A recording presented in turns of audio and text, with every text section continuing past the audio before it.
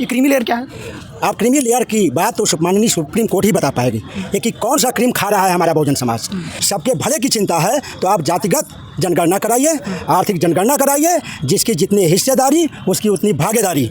तो हमारा ये मानना है कि जैसे जनरल कोटे में EWS लागू किया गया, जो वो भी अगर देखा जाए तो गैर संवैधानिक है। तो रोड पर गिट्टी तोड़ने वाला SC ST समाज का मिलेगा, लेबर का काम करने वाला SC ST समाज का मिलेगा। गांव में देखेंगे उनके खेतों में धान लगाने वाली हमारे समाज की बहन बेटियां उनके खेतों में धान लगाती हैं, उनका कटिया करती हैं, उनका रोपनी करती हैं। आप नमस्कार। 1 अगस्त को सुप्रीम कोर्ट का एक फैसला आता है जो SC ST के क्रीमी लेयर को हटाने की बात करते हैं।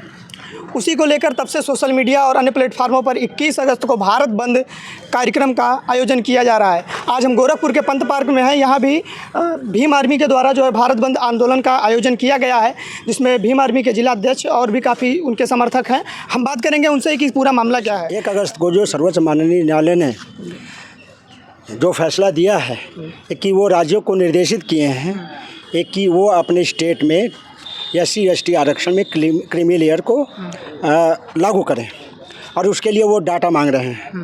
तो हमारा ये मानना है कि सर्वोच्च न्यायालय, माननीय सर्वोच्च न्यायालय, जिसका हम बड़े सम्मान करते हैं, क्योंकि सर्वोच्च न्यायालय भारतीय संविधान का एक बहुत बड़ा संस्थान है।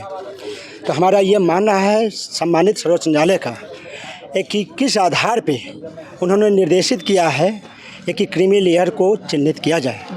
क्योंकि SC ST आरक्षण जो दिया गया है बाबा साहब भीमराव अम्बेडकर के संविधान के तहत, ये आरक्षण आर्थिक आधार पे नहीं दिया गया है, ये सामाजिक आधार पे दिया गया है। इसलिए क्रीमी लेयर जो शब्द है वही अपने आप में असंवैधानिक ठहरता है। ये क्रीमी लेयर क्या है? आप क्रीमी लेयर की बात तो माननीय सुप्रीम कोर्ट ही बता पाएगी। ये कि कौन सा क्रीम खा रहा है हमारा बहुजन समाज। हमारा बहुजन समाज कितना संपन्न हो गया है कि वो क्रीम खाने लगा है। अभी हमारा समाज जो कहा जाता है कि मूलभूत आवश्यकताएं भी पूरी नहीं कर पा रहा है, अपने बच्चों को पढ़ा तक नहीं पा रहा है, तो आखिर किस मामले में कौन सा उनको सपना आया कि उन्होंने संज्ञान ले लिया कि SC ST में क्रीमी लेयर बन गया है।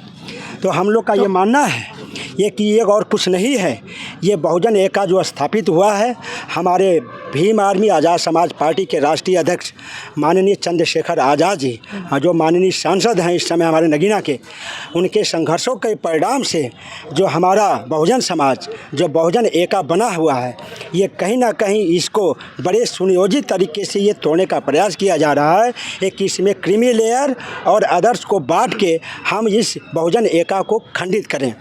सरकार का इसमें दावा है कि जब हम क्रीमी लेयर को हटाएंगे तो जो आरक्षण का जो लाभ नहीं ले पाए हैं ये तो उन्हीं लोगों के लिए है।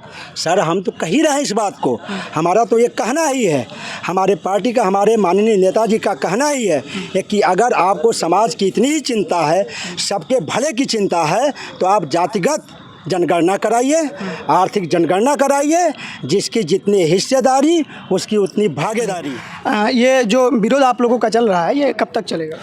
विरोध, देखिए आज विरोध का पहला दिन शुरुआत है।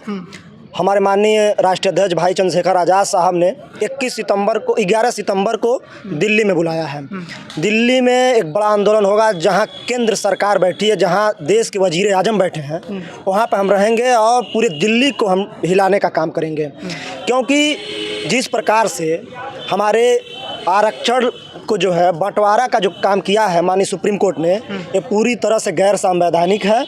और किसको बांटा है? जो SCO में बताया गया कि जिसको आरक्षण का लाभ मिल गया है वो आरक्षण का लाभ नहीं पाएंगे। तो फिर कोलिजियम सिस्टम से जज का बेटा जज कैसे बन रहा है, उसका नाती जज कैसे बन रहा है, उसका परपोता जज कैसे बन रहा है। ये पूरी तरह से RSS का एक जो है प्रायोजित जो है संविधान को ख़त्म करने का जो है प्लान है।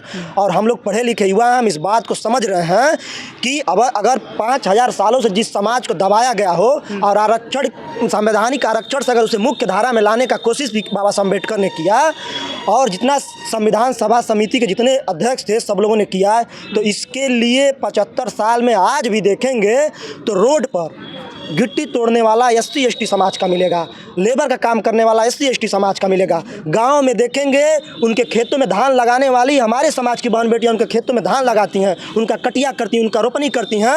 आप देखेंगे ईंट के भट्टे पे काम करने वाले हमारे आदिवासी समाज के अधिक से अधिक लोग रहते हैं। तो हमारे संविधान में जो SC ST को मिलाकर 22.5% आरक्षण दिया गया, 27% OBC समाज को आरक्षण दिया गया, संवैधानिक तरीके से हमारा 22% आरक्षण में SC ST को केवल अभी तक 5% आरक्षण मिला है, 27% OBC को अभी तक केवल 4% आरक्षण मिला है। यानी संवैधानिक दायरे में रह के भी संविधान को पूर्ण रूप से लागू नहीं किया इस सरकार ने, ताकि हमारा 27% OBC का आरक्षण, 22% SC का आरक्षण लागू कर देगा, हमारा समाज फल फूल के बहुत आगे बढ़ जाएगा। लेकिन पूरा ना होने के बाद भी आरक्षण को बांटने का काम किया गया। इससे SC ST समाज में जो है बंटवारे का काम होगा और भाईचारा नहीं बन पाएगा। क्रीमी लेयर क्या होता है? क्रीमी लेयर एक तरीके से विशेष विशेष व्यक्ति को देने का एक दर्जा है, ठीक है। और हम चाहते हैं कि जैसे भारत के हर नागरिक जैसे समान तौर पे आता है, बहुत लोग पिछड़े वर्ग भी आते हैं, कुछ समान वर्ग भी आते हैं, कुछ अन्य पिछड़े वर्ग भी आते हैं। तो जो अन्य पिछड़े वर्ग है, जैसे एजुकेशन के मामले में या नौकरी के मामले में, उन्हें कहीं ना कहीं आरक्षण पे कहीं ना कहीं किसी प्रकार का उन्हें हानि पहुंचता, लाभ नहीं मिल पाता।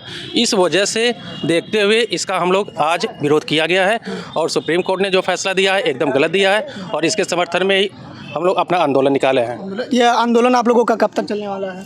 अब अगले महीने में 21 सितंबर को 11 सितंबर को जो है जंतर मंतर दिल्ली में होने के लिए हमारे चीफ चंद्रशेखर आज़ाद जी का आह्वान हुआ। तो अभी आप लोगों ने देखा इन लोगों का विचार क्या है कि सुप्रीम कोर्ट के जो फैसले हैं उस पर जो है अपना विरोध करते हुए भारत बंद का ऐलान किया। भैया ने बताया कि 31 तारीख तक यह आंदोलन चलता रहेगा और जंतर मंतर पर भी जो है सामूहिक रूप से शक्ति प्रदर्शन का कार्यक्रम चलेगा। आप लोगों की इस पर क्या राय है हमें कमेंट करके ज़रूर बताइएगा। मैं अनुराग, कैमरा पर्सन अंकित के साथ।